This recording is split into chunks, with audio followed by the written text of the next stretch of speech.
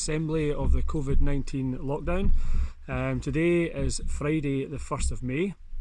As you can see, every morning I get up, I put on my school uniform, ready to work. I'm currently working from home in sunny Koboki, sitting outside in my garden, which is a nice treat for the morning. As you can see, in the background here we have a nice field with sheep in it, and we also have Ben Wibis in the background over there. You can't quite see it today because of all the clouds in the sky. If you've never heard of Ben Wibis or you don't know where Koboki is, make sure you Google it, have a look in Google Maps to find out where I am. So today we have got a few updates for you. First one is registration. Mrs Broadhurst has taken over the registration page, which we now have, I think, everybody on the registration page. Each morning a registration post will go up, and before midday you have to go on and submit your registration. Make sure you click the mark as done button to submit your registration. What we're also doing is we're making it a wee bit competitive and having a wee inter-house competition. So if you submit your registration before 12 o'clock, you will get 20 house points, and if you submit it late you will get 10 house points, and if you don't submit your registration you won't get any house points. On registration, we obviously have a statutory obligation to register, so make sure that you do register. If you don't register for 3 days in a row, then your guidance teacher will have a wee phone home to make sure that everything is okay. So please make sure we get up in the morning and complete the registration process. Next thing is work on classrooms. There's a lot, staff are working really hard just now to make sure that there's work up in classrooms for pupils to complete. The feedback from staff is that most pupils are actively going online, they're accessing the work and completing it. There still are some pupils that are not accessing the work, and as I say, guidance will probably pick that up and phone home to make sure that work is getting completed. Feedback from pupils, I think at the start, pupils were really overwhelmed by the amount of work that was on the classrooms. So just make sure, one thing I suggested was you turn off your notifications for emails, because every Monday it seems to be that teachers are pushing work on there and you might get a lot of notifications at work. It might be quite overwhelming for you. The other thing we put out was the flexible timetable to try and encourage you to follow that. It looks at half an hour slots in the day, and you're only working for a maximum. For BGE we're looking at maybe 2 hours to 3 hours work a day, senior phase maybe 3 to 4 hours work a day, and that is maximum. We realise that circumstances in households, my household, I've got 2 children at home who I'm trying to homeschool as well, it can be complicated, so don't worry about it. If you can't complete the work or you're struggling with it, just email your teacher and let them know, and they will understand. The timetable is flexible, so you can follow it as best you can, but if you can't follow it, then it is not a problem. Alright, we fully understand that this is unknown circumstances, and all we expect is for you to do the best that you possibly can do. I put out a wee Google form yesterday morning for you to complete, so if you can possibly complete that Google form, that'll give us a wee bit more of an insight into how it's all going. It's looking at questions around the work that's going up in classrooms, how you're accessing that work, if it's too hard, too easy. So the more information and more detail you give us in that Google form return, the more we can adapt and change to make the work suitable for everybody so that we can all access it. Last thing for me is a bit of sad news for myself. It could be good news for you, but it's sad news for me that come the end of this term I'll actually be leaving Granton Grammar School. I've accepted a post of deputy head at Fortrose Academy, which is a school just over there. So it'll make a difference for me in terms of my life, in terms of travel to and from school, because if you've looked up where Koboki is, you'll find out it's quite far away from Granton Grammar School.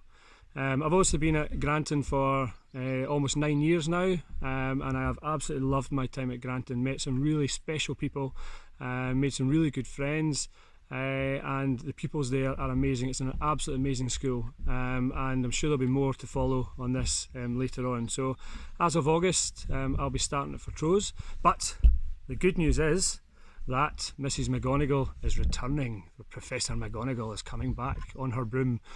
She is coming back on the 11th of May. I'll be staying on as depute at Granton, as I say, until the summer, and then we'll be looking at who's going to be taking over my role come August. So that's all from me just now. What I'm going to do now is I'm going to do a bit of magic, and I'm going to go back in time and pass you on to a younger me. Thank you from me, Mr. McGowan, and now I will pass you on to Mrs. McGonagall. For goodness sake, the queues at Tesco's these days. Oh, are we filming now? All right. One moment. Anyway, so, what on earth is... Thank you, young Mr. McGowan.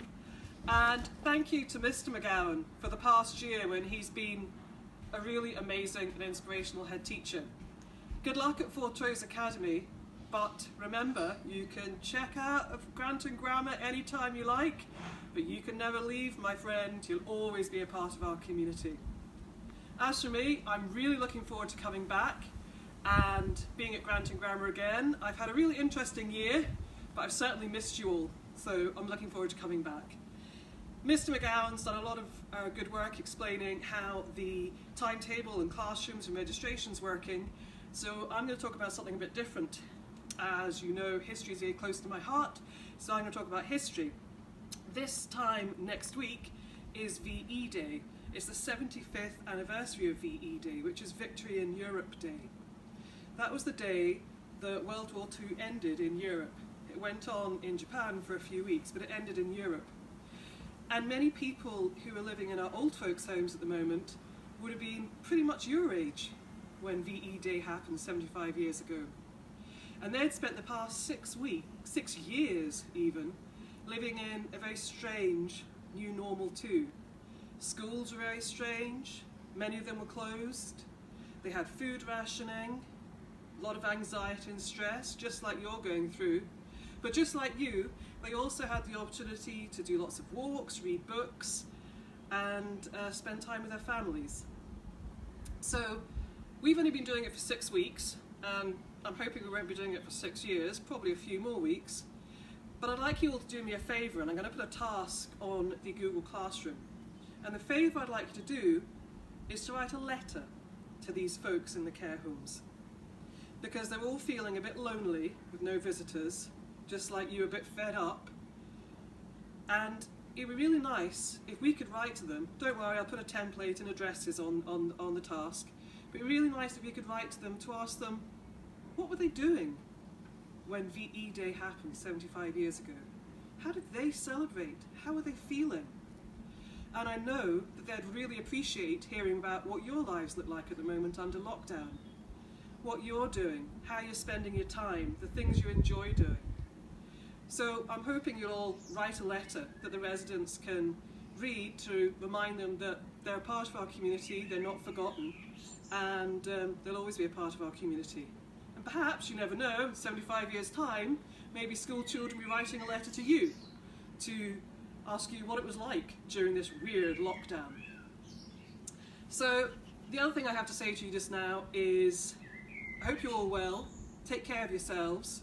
Remember, schoolwork isn't the most important thing just now. I bet you never thought a head teacher would say that, but it isn't. Do as much as you can and the best that you can, but the most important thing is to take care of yourselves and your families and try and enjoy the time with your families, board games, conversations, and in the words of Vera Lynn, who is a very famous singer in World War II, we'll meet again, and I'm sure we will. So the next thing is, over to Mr. Ross, who's going to talk to you about the dreaded SQA.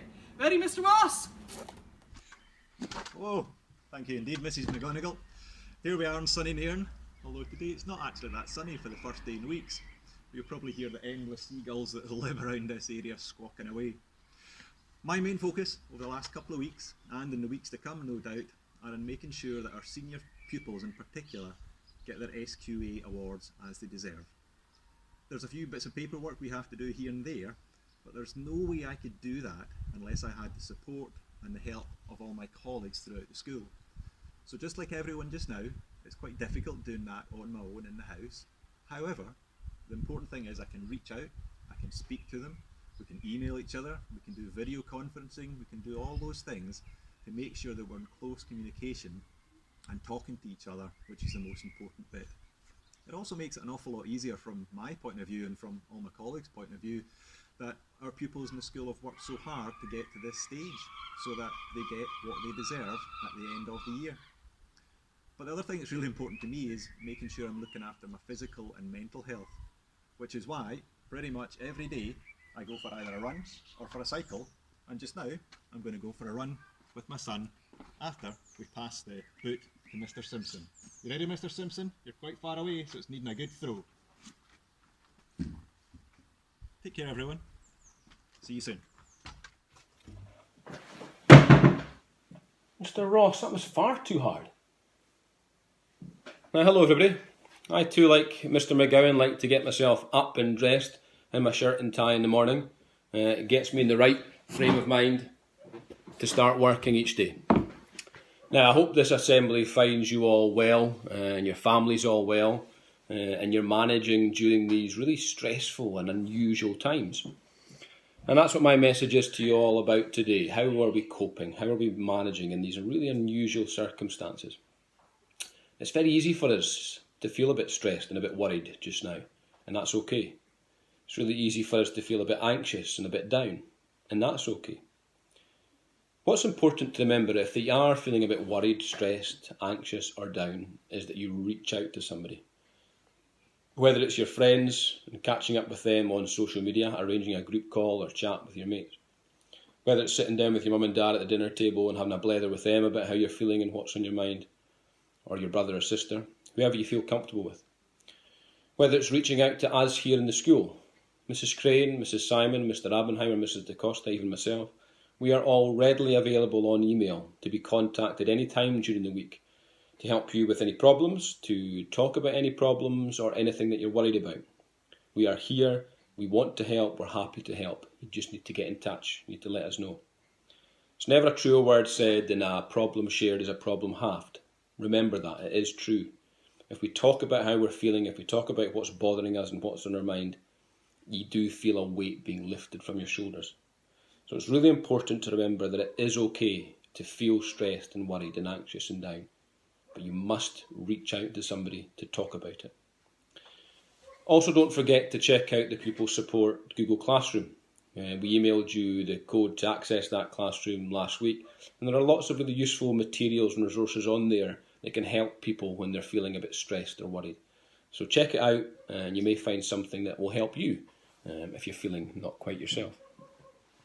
Now, I want to set you a wee challenge for going into the weekend or even into next week. I want to challenge you to think about something you've learned to appreciate during this period of lockdown. I've been thinking about it myself. What do I appreciate now that I perhaps took for granted? And I'm learning to appreciate the quality time I'm getting to spend with my family. Normally during the week I would come home 6:30 and I'd have to get the kids their dinner, get them to bed, do all these stressful things that would just add to what's already been a difficult and busy day. And I'd be a grumpy sod doing this. What I've learned is to appreciate the quality time I'm getting now with my family. There's less pressure to do things at certain times, and we can be more relaxed and enjoy the quality time we're getting to spend with our families. So I'm really learning to appreciate that. And I think if we all think really hard, we can all find something that we appreciate now that we perhaps took for granted. So have a think to yourself, what can you appreciate now that you didn't perhaps before? You may also be wondering what the significance of the boot being thrown about is. Now, if you go online, there's a campaign that's growing arms and legs called Give COVID the Boot. And the campaign challenges groups of people to get online and video themselves passing the boot from person to person using the hashtag Give COVID the Boot. So there's maybe something else you can try with your friends. Get creative, get together with your mates and see what ideas you can come up with for passing the boot around. Great to talk to you all. I hope you are all well. I hope you continue to stay safe and stay well. Remember to reach out if you're struggling. We are here and we are willing to help.